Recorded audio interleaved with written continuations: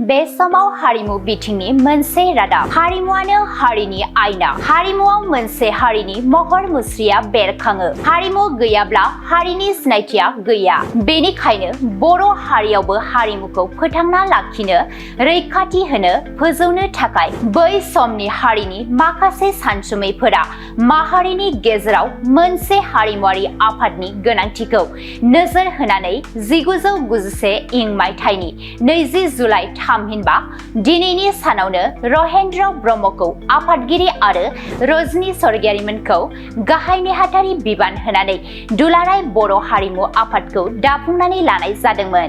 जोनोम जानायनि उननिफ्रायनो बर'नि हारिमु बिथिङाव मैखोमै हाबा मावनानै बर' हारिमुखौ मुलुग दरबारनि सिथ्लासिम लाबोनो हानाय दुलाराय बर' हारिमु आफादा दिनै फैयै फैयै 34 बोसोर आबुं जाबाय। 34 बोसोर आबुं जानायजों लोब्बा लाखिनानै दिनै 34थि गायसनथाइ सानखौ क'क्राझारनि बागानसालियाव थानाय दुलाराय बर' हारिमु आफादनि गाहाय मावख'आव गाजा गोमजायै फालिदों। फुंबिलिनि हाबाफारि बायदियै आफादनि फिरफिलाखौ गोजौ अख्राङाव बिरहोनाय मुंख्लंफोरनि मुङै बिबार बावनाय आरो दाहा फोरमायनाय हाबाफारिखौ मावफुङो। लोगोसेनो सानजौफुआव माखासे सावरायनां आयदाफोरखौ लानानै मोनसे सावरायमेल लानाय जायो। सावरायमेल हाबाफारिजोंनो लोगोसे बर' हारिमुनि दामनाय देनाय मोसानाय बिथिङाव गोलाव सम फोरोंगिरि एबा अस्ताद महरै हाबा मावबोनाय माखासे गेदेमाफोर फारियै रहेन्द्रनाथ ब्रह्म,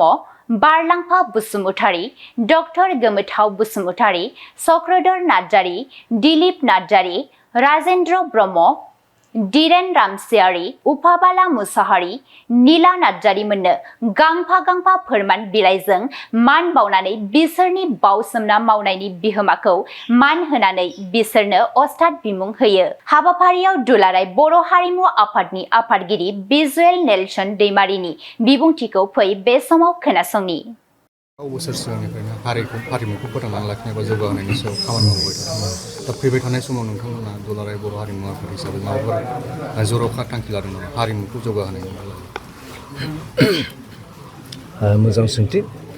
दुलाराय बर' हारिमु आफादा जोंनि जा मोसानायफोर दङ बै जोंनि सुबुं मोसानाय लोगोसे खेराइ मोसानाय बेफोरखौ जोङो फेंबोबाय थादों। जेराव जोंहा रोखोमसे नङामोन बे बागुरुम्बा बारदै सिख्ला बेफोरखौ जोङो रोखोमसे खालामनो हाबाय। गोबां खेब फ्राय 42 खेब मावबादा लानायनि गेजेरजों जोङो बेफोरखौ फोसाबबोनो हादों। आरो बिनि उनावबो जोंहा बे जोंनि मोसानाय दामनाय देनायनि सायाव गोबां फोसाबनो बा रोखोमसे खालामनो दंबावो बेफोरखौ जोङो खालामलांगोन। आरो बेफोरखौ खालामनो थाखाय जोङो जोंनि जा अस्तादफोर सिगाङाव जोंहा 11 अस्ताद दङमोन। नाथाय बिथांमोना थोजोबा जोंनि हारिमुनि खामानि मावनो गुबुन गुबुन ओनसोलाव जेब्ला फोरोंनो हरनो गोनां जायो मावबादा लानो गोनां जायो बेफोराव बिथांमोनखौ हरनो थाखाय थोजोबा। बेखायनो जोङो दुलाराय बर' हारिमु आफादा सावरायनायनि गेजेरजों आरोबाव जोङो इन्सट्राक्टर फोरोंगिरि जोङो सायख'बाय। बिथांमोना दायो 30 फोरोंगिरिफोर दङ। आरो बिथांमोनखौ जोङो लासै लासै जोङो अस्तादाव जोङो दावखोहोगोन। आरो बेबायदिनो हारिमुनि खामानिखौ जोङो जोंनि बर'नि गेजेराव जोङो गोसारहोगोन। आरो बेजों लोगोसे जोंनि जा फैबाय थानाय समफोर बेफोराव जोङो जोंनि जा बागुरुम्बा बेखौ जोङो गिनिस रेकर्ड बुक खालामनो थाखाय थांखि लादों।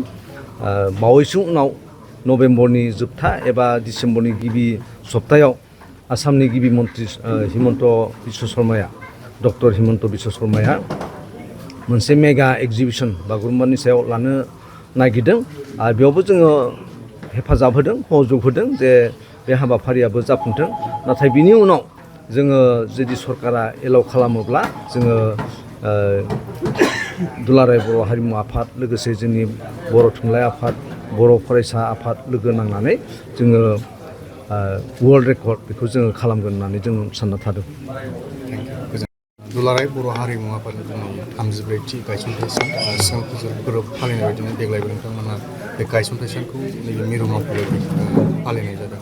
मा हाबाफारि लानानै फालिनाय जादों?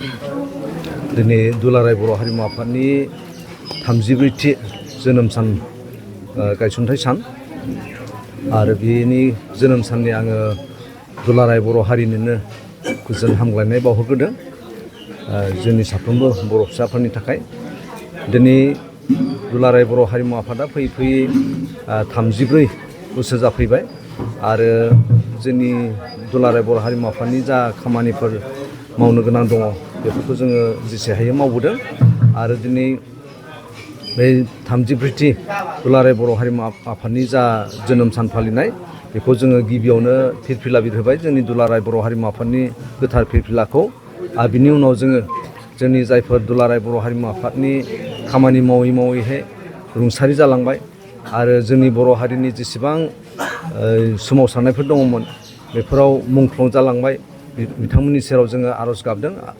इसोरनि खाथियाव जोङो आर'ज गाबदों जे बिथांमोननि जिउमाखौ इसोरा सोरगोआव आलो गोजोन लाखिथों आरो बिथांमोनाबो बर' हारिनो बोर सारस्रि हरनो हाथों बे फुंनि हाबाफारि हिसाबै जोङो बेखौ लानाय जादों आरो नैथि हाबाफारि हिसाबै जोङो जोंनि दुलाराय बर' हारिमु आफादनि जा मावफुं मेल बेखौ दायो लानाय जागोन दान्दिसे उनाव आरो जोंहा बेयाव गोबां सावरायनो गोनां दङ जे सेथियावनो फैबाय थानाय जोंहा जा दुलाराय बर' हारिमु आफादनि बोसोरारि जथुमा बियो फैगौ बोसोराव बिश्वनाथ जिल्लायाव जागोन बिनि सायाव जोङो एसे सावरायगोन आरो जोंहा बिटिआर सरकारा जोंनो जा मावखुलि न' होदों बेखौ जोङो थांनाय सप्तायाव जोङो अन्थाइ खाम्फा गायसनबाय आरो बिनि सायावबो जोङो बोरै जागोन बिनि सायाव एसे सावरायगोन आरो बायदि बायदि एसे सावरायनो गोनां दङ जोंनि आफादारि सोमोन्दै बेखौ सावरायनानै दिनैनि जा